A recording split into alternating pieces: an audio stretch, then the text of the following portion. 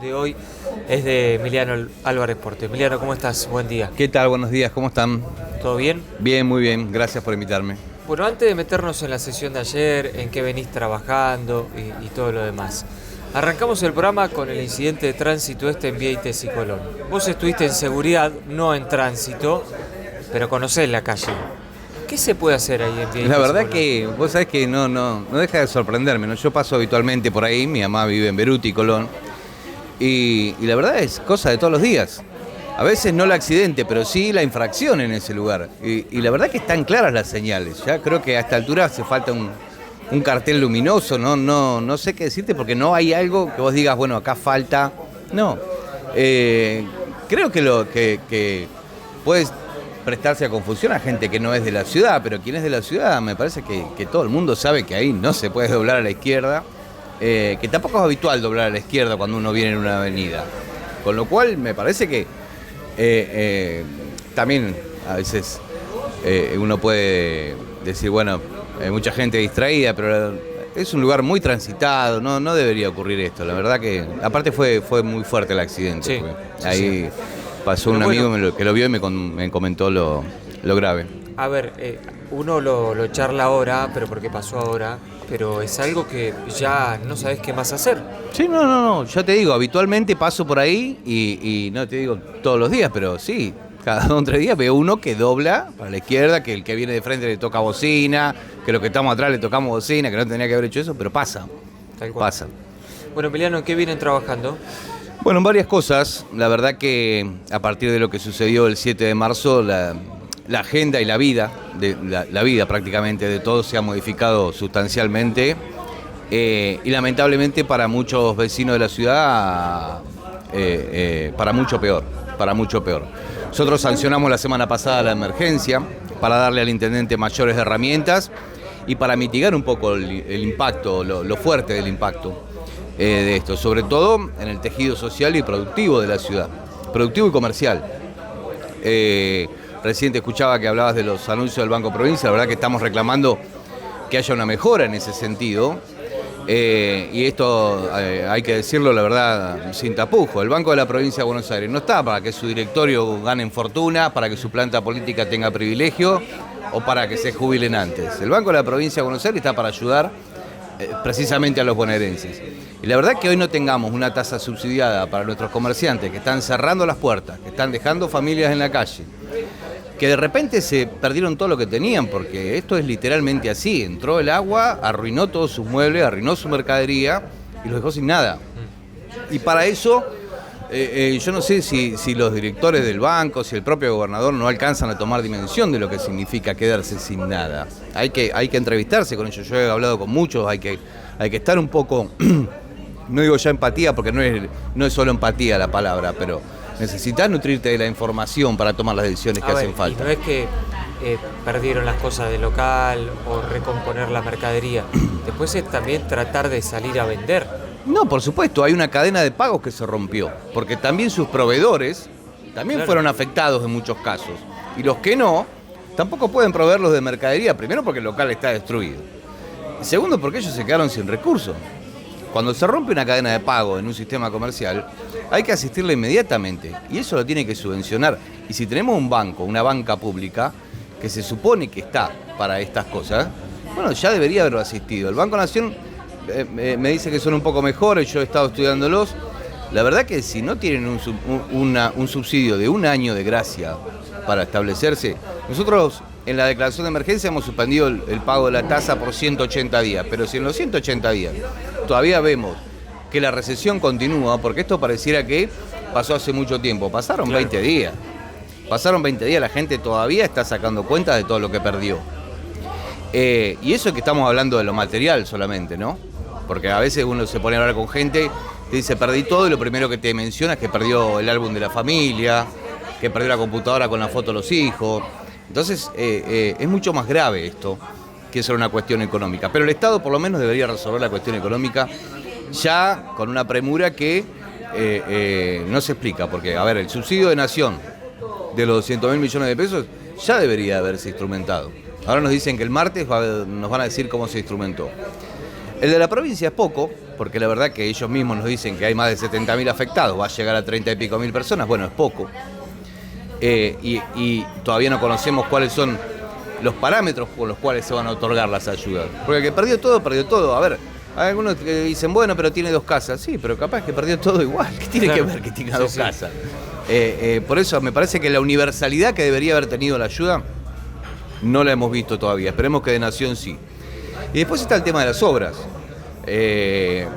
A ver, vos me decías que estamos trabajando. ¿Por dónde arrancar también? Claro, el Consejo Deliberante tiene una función también de contralor, ¿no es cierto? Que es muy importante.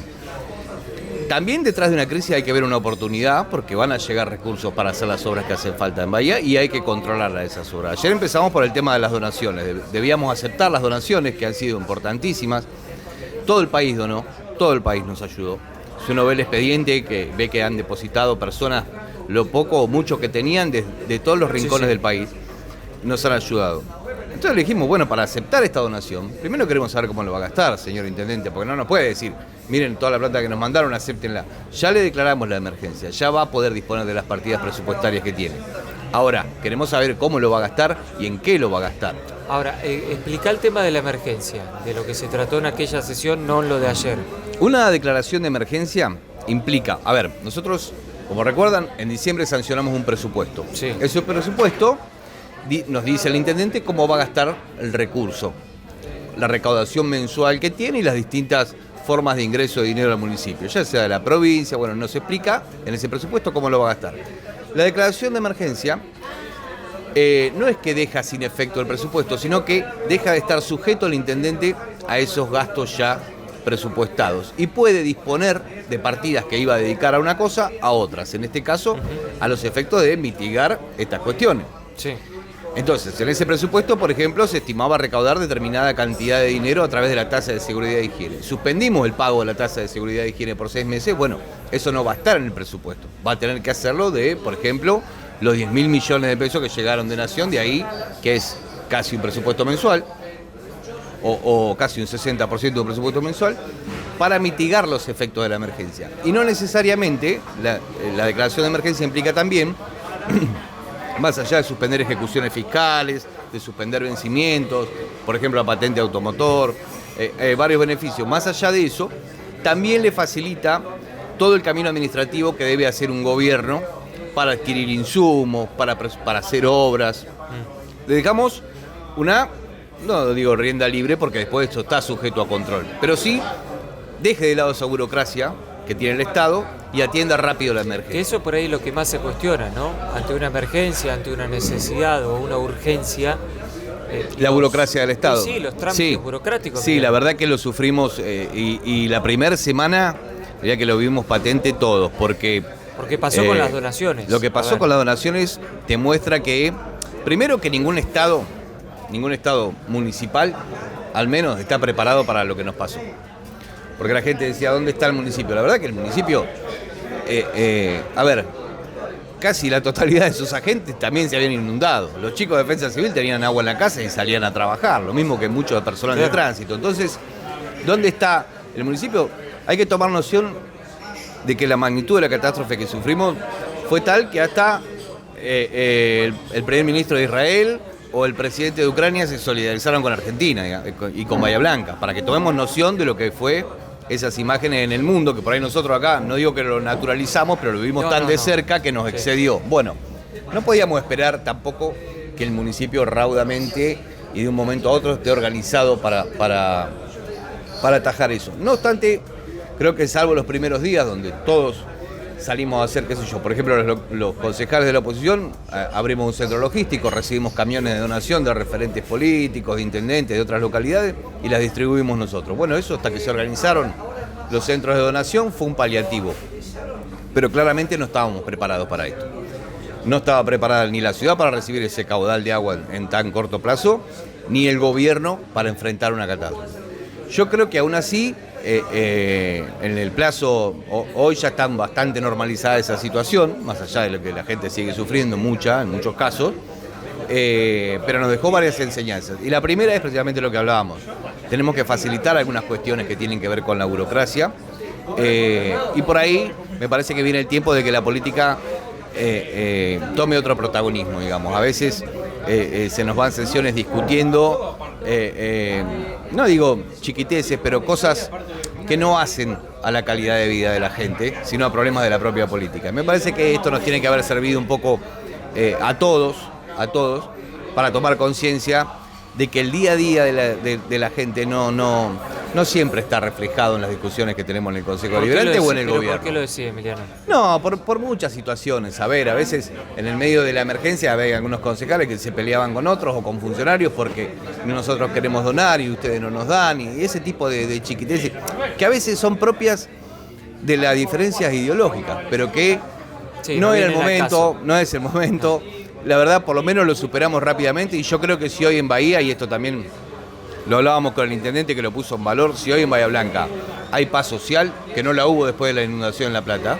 En La Plata hubo un mes y medio de saqueos, de incendios, de protestas, fue un desastre.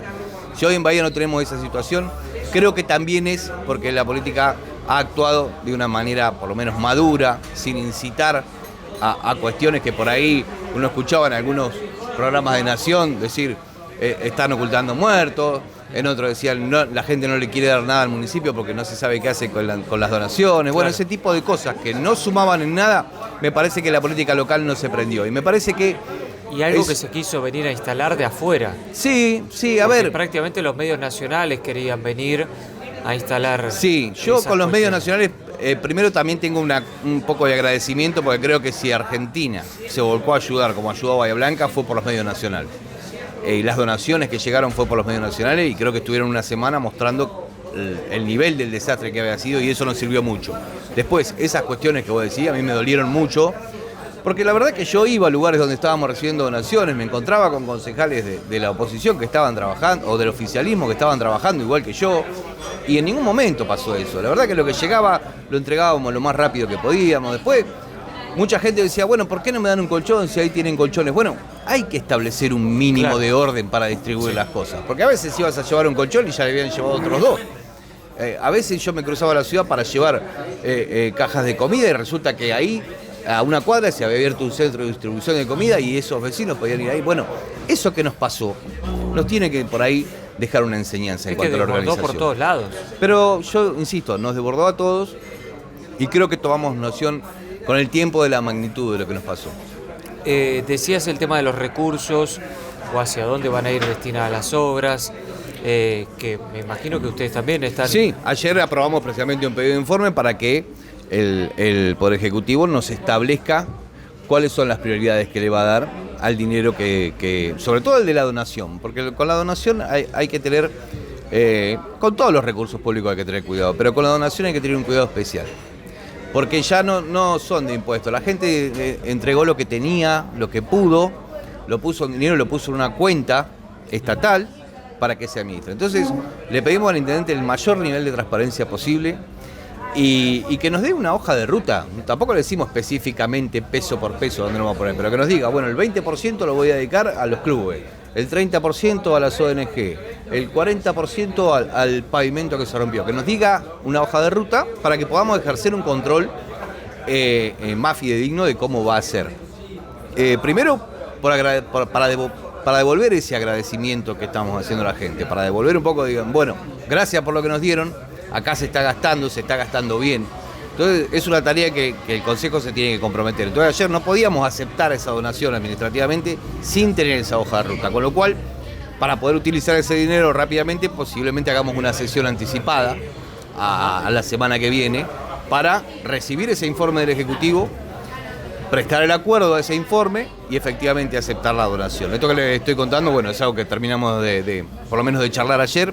Me parece que es el camino, el del Ejecutivo, entendiendo que la oposición está para ayudar, y el de la oposición controlando todo lo que haya que controlar. Se mencionó en una de las conferencias que dio el intendente que iba a estar destinado parte del dinero de lo que fue la recaudación a instituciones. ¿Ustedes tienen detalles de eso? No. Y no sé si va a venir eso en detalle, pero la verdad conozco muchas instituciones que han sufrido daños. Y cuando decimos instituciones, tenemos que decir, estamos hablando de sociedades de fomento, estamos hablando de clubes, estamos hablando de iglesias. Bueno, Eso que le pedimos al intendente me parece que es un detalle importante. Y acá hay que tener también muy en claro el nivel de prioridades. Y el nivel de prioridades tiene que ser discutido también por varias miradas políticas, porque en el Consejo Deliberante están todos los vecinos representados. Y hay que ver si todos los vecinos están de acuerdo en mejorar el techo de un gimnasio, de un club, o la sociedad de fomento del barrio, o la cuadra del barrio. Y en el medio de todo eso, en el medio de ese destino de instituciones, también están mirando la gente que perdió todo en términos personales. Claro, la gente que está yendo al Banco Provincia y le dicen que no califica para el crédito, que ese crédito famoso de 10 millones de pesos no está, que el de 40 millones de pesos tiene una tasa usuraria, porque en algunos bancos privados la tasa era mejor. Entonces, hay que manejarse con mucha celeridad, pero también con mucha premura, y ver y entender que atrás de esos números de los que nosotros estamos discutiendo hay gente, y hay gente que está sufriendo. ¿Qué se sabe del ATP? Que es algo que los comerciantes que también van a querer salir a pedir, de hecho muchos de ellos comerciantes, gastronómicos, de distintos sectores que dijeron, así como fue la pandemia, queremos volver a pedir lo mismo. Sí, ayer también sancionamos entre los pedidos que se sancionaron. Ya la semana pasada, en el día que sancionamos la emergencia, le pedimos a ANSES y a ARCA, que son dos organismos nacionales, que saque las cargas impositivas que tienen que pagar los empleadores, que le saque las cargas a las pymes, que tenga una consideración especial con una ciudad que efectivamente sufrió una catástrofe y que tomen dimensión del desastre. Se ha hecho en otros lugares, nosotros esperamos que ANSES esto lo haga, sobre todo con las cargas que tiene que afrontar la gente, porque, a ver, he hablado con comerciantes que me dicen, yo ni siquiera tuve que despedir a mis empleados, no pudieron venir más. Bajé la persiana y no pudieron venir más. Y si quisiera ahora despedirlo y indemnizarlo, tampoco puedo. Entonces, hay que atender esas cuestiones con una mirada un poco más humana, y si se quiere, con el nivel de la pandemia. Yo creo que este subsidio de nación va a ser importante y confío en que la distribución sea universal y que efectivamente llegue, aunque sea para paliar para mitigar los efectos de esta primera oleada. Ahora, con el circuito productivo y comercial hay que tener una mirada más amplia. Hay que tener una mirada más amplia. No es lo mismo ayudar a alguien a pintar las paredes, a limpiar la casa, a poner de vuelta en funcionamiento la heladera, la cama, la cocina, todo, a poner lo mínimo indispensable para salir adelante, que arrancar un comercio. Volver a levantar la persiana de un comercio, esperando primero que alguien entre a comprar. Que hay una crisis económica. Con una recesión que nos pega de lleno, porque ese comerciante que bajó la persiana tampoco es que va yo el otro día ir a comprar a otro lado como para... Pero mirá, el otro día veía algunos comerciantes que estaban iniciando esta campaña de que compremos en Bahía. Compre en Bahía, sí. Compre en Bahía. Bueno, muchas cosas no se podían conseguir todavía en Bahía, pero al mismo tiempo la provincia lanza el Provincia Compras. Eso no es compre en Bahía, es compré en otro lado. Por eso digo, a veces la buena voluntad, la buena campaña, que el Provincia Compras anduvo muy bien, la verdad que Bahía estaba en el tope de las ciudades que estaban usándolo, hicieron un apartado especial para Bahía Blanca, me pareció que algunas cosas eran accesibles, yo entré a verlo. Ahora pongámonos de acuerdo también, porque si compramos todo afuera y queremos ver cómo ayudamos al comerciante de Bahía, bueno, por ahí el Provincia Compras algunas cosas que la gente sabe que va a comprar, como por ejemplo las camas o los televisores que se habían agotado en minutos. Bueno, no lo pongamos en el Provincia Compra y veamos cómo podemos ayudar al comerciante de acá a que tenga una línea de crédito cuando abra él. Por eso digo, a mí me indigna tremendamente que el directorio del Banco Provincia ganen 15 a 20 mil dólares cada uno y que no haya para darle una mano a un comerciante que la verdad perdió todo. Perdió todo. Hablando de provincia, Emiliano, ¿qué va a pasar con el PENA? ¿Qué va a pasar con las donaciones que iban a ir al PENA? Esto que surgió de la AFA, digamos, hay como muchas cosas dando vueltas para Bahía, pero que no hay nada claro. Claro, hay un nivel de ansiedad en todos propio de lo que nos pasó, en primer lugar. Mira, tuvimos una reunión con el director del PENA y con funcionarios de salud de la provincia de Buenos donde pudimos ver todo lo que se había dañado. Este lunes empieza a trabajar una empresa, a poner en funcionamiento otra vez neonatología, a poner otra vez 2 quirófanos mínimamente en funcionamiento. Pero bueno, lo del PENA es gravísimo porque todo lo que se dañó estaba en subsuelo. O sea, y como ustedes saben, todo lo que estaba en subsuelo fue tremendo, fue donde quedó agua estancada. A eso hay que sumarle que la central desde donde se despacha energía para el hospital también quedó abajo del agua porque estaba ahí. Entonces, la magnitud de la obra que hacen falta para mínimamente volver a tener el hospital en condiciones es muy importante. Ahora, en 20 días está el compromiso, al menos compromiso, nos dijo entre 20 y 30 días. La empresa empieza el lunes, nos dijo entre 20 y 30 días queremos tener de vuelta en marcha un mínimo de neo, estos 2 quirófanos y creo que en una parte de la emergencia. Que está bien el esfuerzo. La verdad que por lo menos en el director del hospital yo vi un norte, de decir, bueno, voy a tener estos recursos, voy a poner en funcionamiento esto. Vimos un camino que quiere recorrer, que es difícil, es complejo, porque tampoco es que el Hospital Pena estaba en su mejor momento, no estaba bien. Se estropeó mucho de lo que se había hecho con María Eugenia Vidal en esa gestión, más lo que se hizo en la gestión de Kicillof con los quirófanos, con la sala de emergencia, con lo cual nos va a llevar tiempo también recuperar ese hospital, con el agravante que cada vez que no funciona el Pena, se resiente el municipal. Y cuando hoy mismo el Pena está atendiendo solamente gente de Bahía Blanca. Bueno, eso puede traer un pequeño alivio, pero después, cuando vuelva a esa normalidad y el Pena siga atendiendo menor cantidad de gente, nuestro hospital, el que está exclusivamente para Bahía Blanca, vuelve otra vez a recibir mayor demanda. Y eso también hay que atenderlo. La última y cerramos. Semana que viene dijiste que hay sesión especial. Sí, estábamos dialogando en eso porque la idea es aceptar esa donación y al mismo tiempo revisar en el qué, digamos. Que si bien es una facultad del Poder Ejecutivo decidir en qué lo va a gastar, también es una incumbencia del Consejo Deliberante controlarlo y aceptar la donación como bien. Emiliano, muchas gracias. Gracias a ustedes.